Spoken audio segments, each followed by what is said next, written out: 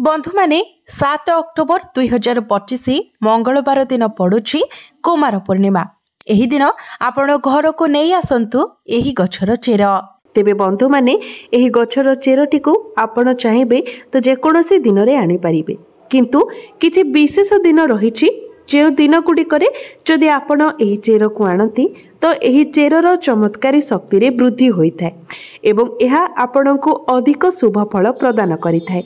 तेणु जदि किछि विशेष दिन रे आपण एही चेर को आणुछंती तो आपण को एहा अधिक लाभ प्रदान करि पारिबो।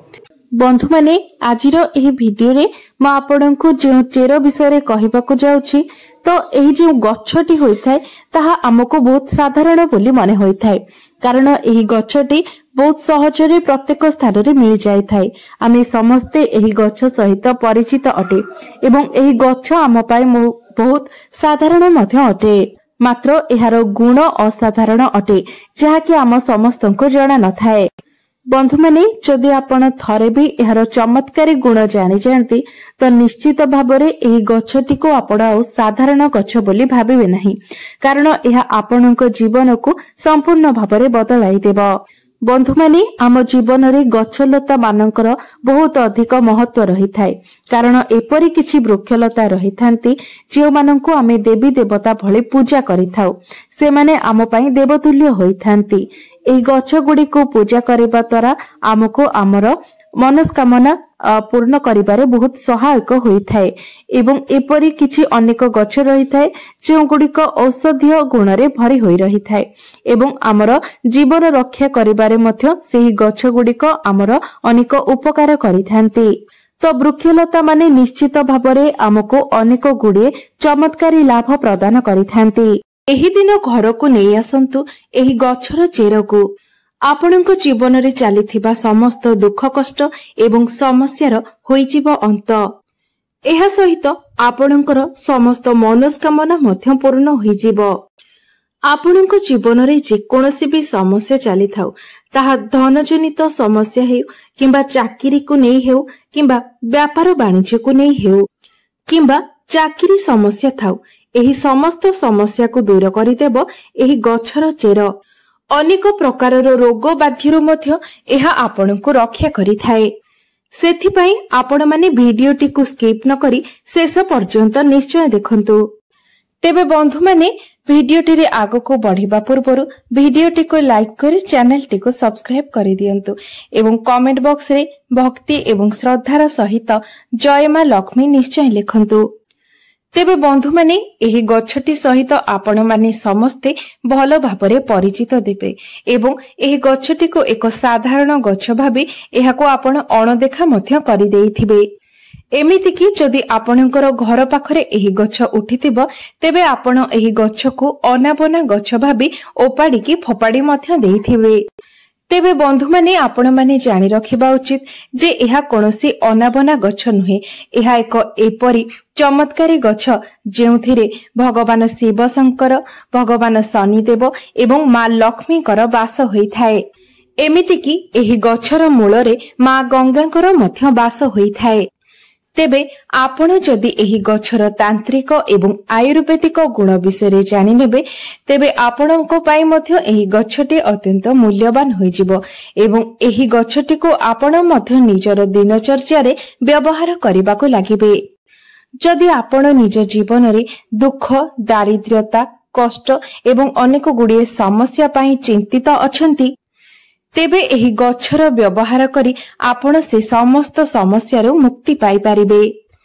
तेबे सरल भाषा रे कहिबाकू गले जदि आपणको जीवन रे धनजनित समस्या देखा जाउछि, धनजनित समस्या को नै आपण चिंतित अछंती, तेबे एही गछ को जदि आपण सठिक भाबरे साधना करि नेबे अर्थात एही गछ सहित जड़ित उपाय गुडी को आपण सठिक भाबरे करि नेबे तेबे निश्चय भाबरे आपणको मां लक्ष्मीकर कृपा प्राप्त हेबो एवं आपणको जीवन रे चलीथिबा समस्त धनजनित समस्यार मध्य समाधान होइजिबो एवं विभिन्न दिगरु आपणकर रोजगार हेबो, जहा फଳରେ आपणकर आर्थिक स्थिति मध्य धीरे धीरे सुदृढ़ हेबाको लागिबो। एमिति कि जदि आपण शत्रुंको द्वारा पीड़ित हेउछंती, शत्रुजनित समस्यार सम्मुखीन हेउछंती तेबे सठिक भावरे एही गछर साधना करिनेबा द्वारा भगवान शनिदेवଙ୍କ कृपारु आपणको शत्रु पीड़ारु मध्य मुक्ति मिलिबो। एमितिकी अन्य किछि कारण पई जदि आपण निज जीवन रे चिंतित थिले आपणकर भाग्य आपणकर साथ देउनथिला तेबे आपणको सठिक भावरे एही गछटीर साधना करिबाको हेबो एवं प्रभु भोला शंकरंकर आशीर्वाद मध्य प्राप्त करिबाको हेबो। एवं आपण जदि प्रभु भोला शंकरंको प्रसन्न करिनियंती तेबे काल भी आपणकर किछि असुविधा करि परिबो नाही, कारण भगवान भोला शंकर हेउछंती कालकर काल महाकाल। तांकर आशीर्वाद जहाको प्राप्त होइथाय कोनोसी भी शक्ति दुनियार कोनोसी भी शक्ति तार किछि भी क्षति करि पारि न थाए। तेबे बंधु माने एही गछर केउ भाग आपनकु केउ परिमाण रे व्यवहार करबाको हेबो से विषय जानिबा मध्य अधिक गुरुत्वपूर्ण अटे। एवं जेउ विषय आज मो आपनकु एही वीडियो रे कहिबाको जाउछि तेबे बंधु माने एही गछटीर दुईटी गुण रहिछि, आयुर्वेदिक गुण एवं तांत्रिक गुण। आयुर्वेदिक गुण अर्थात जदि आपण कोनोसी रोग को नै चिंतित अछंती, कोनोसी रोग पिछा आपण लक्ष लक्ष टका खर्च करिसेंती तापरे भी आपनकु कोनोसी लाभ प्राप्त होई नाही, तेबे आपण एही गछटीर व्यवहार निश्चय भाबरे करि परिबे। तापरे आपण निजे देखिबे जे आपणकर बेमारी निश्चय भाबरे धीरे धीरे भलो हेबाकु लागिबो। एही गछटीर महत्व आयुर्वेदिक रे बहुत अधिक रही अछि एवं जदि आपण एही गछटीर तांत्रिक प्रयोग विषय जानि नेबे तेबे आपण निज जीवन रे केबे भी कष्ट देखिबाकु पाइबे नाही। धनर स्रोत आपणको पई बढ़िबाकु लागिबो, धीरे धीरे आपणको गृह को धनर आगमन मध्य बढ़िबाकु लागिबो। तेबे एही गछटीर ना हेउछि अपमार्ग गछ एवं एही गछटी सहित आपण माने निहाती भाबरे भलो भाबरे परिचित थिबे, कारण आम ओडिसा रे एही गछटी बहुत अधिक परिमाण रे देखिबाकू मिली थाए। प्रायतः सबु जगह रे एही गछटी रही थाए। तेबे बंधु माने एही गछटीर नाम एथि पई अपमार्ग, कारण अपमार्गर अर्थ हेउछि ओलोटा चलिबा एवं एहार मंची गुड़िक गछरे ओलोटा भाबरे रही थाए। तेबे एहार एही मंची गुड़िक ओलोटा रहिबा ही एही गछर विशेषत्व अटे। तेबे बंधु माने जदि आपण वास्तुशास्त्रर वनस्पति अध्ययनर अध्याय नंबर 51 को जिबे सेठारे आपण परिष्कार भावरे देखिबाकू पाइबे जे साधु सन्यासी मुनि ऋषि माने एही गछर व्यवहार किपरि करुथिले। पूर्व काल रे एही गछको धर्मशास्त्र रे एक शुभ गछ बोली माना जाउथिला। एपरि मध्य माना जाउथिला जे एही गछर व्यवहार करी आपण निज शरीर रे पुष्टि सारर संतुलन को मध्य रक्षा करि पारिबे। तेबे पूर्व काल रे जेतेबेले मुनि ऋषि माने मास मास धरी भगवान को तपस्या करुथिले, भगवान को आराधना रे लीन रहुथिले, सेतेबेले सेमाने एही गछर मंजीर खेचुड़ी किंबा खीरी बनाई खाउथिले, जहा फल रे 10 दिन पर्यंत सेमानंकु भोक शोष लागु नथिला। सेथिपाई पूर्व काल रे मुनि ऋषि माने एही गछको सर्वदा निज पाखरे रखुथिले एवं एहार मंचीर व्यवहार मध्य करुथिले। एहा एक चमत्कारी गछ अटे, कारण एहा उपरे अमृतर किछि बुंदा मध्य पड़िथिला। कारण जेतेबेले समुद्रर मंथन होइथिला एवं एही अमृतटी धरा पृष्ठ को आसीथिला, सेतेबेले एही अपमार्ग गछटी उपरे किछि बुंदा अमृत पड़ी जाइथिला, जहा फल रे कि एहार मूल रे मां गंगांकर वास होइथाए। तो जदि आपणको पाखरे पुराणा कालिया लोक केही थिबे तेबे आपण सेमानक ठारू निश्चय एही कथा बुझी पारिबे जे प्राचीन कालर लोक माने एहार मूलर व्यवहार निश्चय भाबरे करुथिले। सेमाने एही गछर मूल रे दांत घसुथिले। जदि आपणकर दांत रे दरज रहुछि, पायरिया होइछि, दांत हलदिया पड़ी जाइछि किंबा दांत रे बैक्टेरिया जमी जाइछन्ति, तेबे एही सबु समस्या पाई एही गछटी आपणक पाई रामबाण परि होई पारे। तेबे आसंतु आमे प्रथमे एही गछर आयुर्वेदिक गुण विषय जानि नेबा, तापरे आमे एही गछर तांत्रिक प्रयोग विषय जानिबा। तेबे एहार प्रथम आयुर्वेदिक गुण हेउछि जदि आपण दांत रे दरज अनुभव करूछन्ति, दांत मूल रे बैक्टेरिया जमी जाइछि, अनेक औषध खाइला परे मध्य आपणकु कोनोसी उपशम मिलु नाही, तेबे मात्र 15 दिन पर्यंत भी जदि आपण एही गछर मूल किंबा चेररे दांत घसंती तेबे देखिबे आपणकर दांत जनित समस्या तुरंत ठीक होई जिवो। एवं जदि आपण आपणकर माढ़ी रे कोनोसी प्रकारर समस्यार अनुभव करूछंती तेबे लगातार 1 मास पर्यंत एहार मूल रे दांत घसिबा द्वारा माढ़ी जनित समस्या मध्य दूर होई जिवो। जदि आपणकर दांत गुड़िक हलदिया पड़ी जायछि तेबे एपरि माना जाए जे अपमार्ग चेर किंबा मूल रे दांत घसिबा द्वारा दांत गुड़िक मोती परि चमकी उठी थाए। बंधु माने आजिका जुगरे अनेक लोकंकर आंठुगोटी जनित समस्या देखिबाकू मिलुछि। अनेक लोकंकर आंठु गंठी रे जंत्रणा अनुभव हेउछि एवं अनेक औषध एवं तैलर व्यवहार परे मध्य सेथिरे कोनोसी उपशम मिली पारु नाही। तेबे एपरि परिस्थिति रे एही गछर प्रयोग ही आपनकु निश्चय भाबरे उपशम प्रदान करि परिबो। सेथिपई आपण अपमार्ग गछर किछि मूल नै आसंतु एवं एहाको खरारे भल भाबरे सुखाई दियंतु। तापरे भल भाबरे सुखी गला परे आपण सेही चेररे पाउडर बनै नियंतु एवं सोरिष तेल रे सेही पाउडर को भल भाबरे फुटाई तापरे सेही तेल को आपणकर जंत्रणा हेउथिबा स्थान रे मालिश करंतु।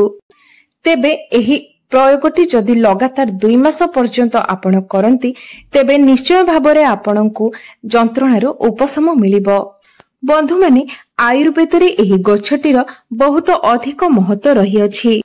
तेबे एही सब समस्या गुड़िक पई आपण एही गछटीर प्रयोग निश्चय भाबरे करंतु कारण एथि पई आपनकु पैसा खर्च करिवार कोनोसी आवश्यकता नाही। मात्र किछि दिन समय देबार अछि। तेबे आपण लगातार भाबरे जदि एही गछटीर प्रयोग करिनियंती तेबे निश्चय भाबरे आपनकु आपनकर कष्टरु उपशम मिलिबो। तेबे एबे आसंतु जानि नेबा एही गछटीर तांत्रिक प्रयोग विषय। बंधु माने आपण माने जानिथिबे एपरि अनेक व्यक्ति रहिथांती जो माने सर्वदा सेमानक शत्रुक द्वारा पीड़ित होइथांती। प्रत्येक दिन सेमानकु शत्रुक द्वारा किछि ना किछि असुविधार सम्मुखीन हेबाकू पड़िथाए। सेमानकर शत्रु माने सर्वदा सेमानकर किछि ना किछि क्षति करिबा पई चाहिथांती। तेबे सेथिपाई आपणको शनिवार दिन एही प्रयोगटी करिवार अछि। शनिवार दिन आपण अपमार्गर मंजी छिड़ाई आनंतु एवं एहाको एक नाली कपड़ा रे बांधी दियंतु। तापरे आपण एही कपड़ाटी को धरी शनि ठाकुरंकर मूर्ति किंबा फोटोर गोटिए पाखरे बसंतु। आपण केबे भी शनि देवंकर सामना सामने बसिबे नाही, डाहाण पाखरे किंबा बाम पाखरे बसिबे। तेबे तापरे आपण शनि चालीसार पाठ करंतु। तेबे आपणको 51 थर शनि चालीसार पाठ करिवार अछि। तापरे आपण ए जो कपड़ाटी रखिथिबे जेंथिरे अपमार्ग मंजी बांधी करी रखिथिबे सेही कपड़ा को आपण एक एपरि स्थान रे रखंतु जेउठाको केही भी जीवा आसीबा करू नथिबे। तापरे आपण निजे लक्ष्य करि परिबे जे आपणकर शत्रु जेते भी शक्तिशाली होइथाउ एही उपायटी करिबा परे से तार सबु चेष्टा रे विफल हेबो। आपणकर शत्रु माने आपणकर क्षति करिबारे आउ कदापि भी समर्थ होई परिबे नाही एवं जदि अकारण रे आपणकर केही क्षति करिबा पई चाहुतिबो तेबे ओलोटा तार ही क्षति हेबो।